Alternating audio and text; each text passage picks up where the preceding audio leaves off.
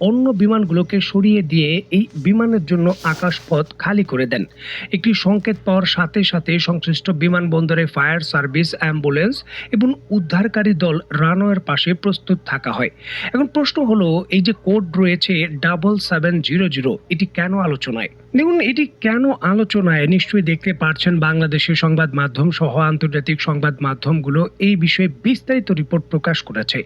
মার্কিন বিমান বাহিনীর একটি বিশাল আকার জ্বালানি সরবরাহকারী যে KC-135, যে আকাশে উড়ন্ত ট্যাঙ্কার রয়েছে, যুদ্ধ বিমানকে জ্বালানি সরবরাহ করে। এই ধরনের একটি বিমান আকাশে উড়ন্ত অবস্থায় এই ধরনের জরুরি সংকট কাতারে প্রেরণ করেছে।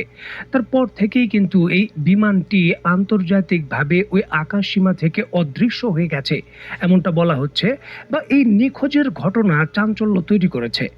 ঘটনা সম্পর্কে যেমনটা জানা যায়, কাতারের ভেতর থাকা যে আল উদেদ এয়ার বেস রয়েছে সেখান থেকে জ্বালানি ভরে এই বিমানটি আকাশে উড্ডয়ন করছিল হরমুজ প্রণালী বা এর আশেপাশের আন্তর্জাতিক সীমানায়।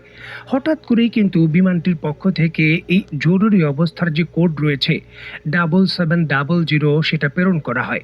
আর এটি তখনই করা হয় যুদ্ধকালীন পরিস্থিতিতে, যখন ইঞ্জিনের ভেতর কোনো হামলা হয় বা কোনো অগ্নিকাণ্ডের ঘটনা ঘটে বা জরুরি পরিস্থিতি।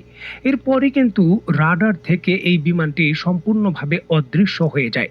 জরুরি বিপদ সংকেত পাঠানোর পর এই বিমানটি রাডার থেকে অদৃশ্য হয়ে যাওয়ার পর যুক্তরাষ্ট্র তাদের দাবিতে বলছে যে এই বিমানটির তেমন কোনো ক্ষয়ক্ষতি হয়নি। জরুরি ভিত্তিতে একটি তাদের অজ্ঞাত ঘাঁটিতে এটি অবতরণ করতে পেরেছেন সফলভাবে। তবে এখানে কেন এই জরুরি পরিস্থিতি তৈরি হলো বা বিমানটির কি ধরনের ক্ষতির কারণে এই সংকেত দেওয়া হলো, সেই বিষয়ে তারা কোনো তথ্য দেয়নি।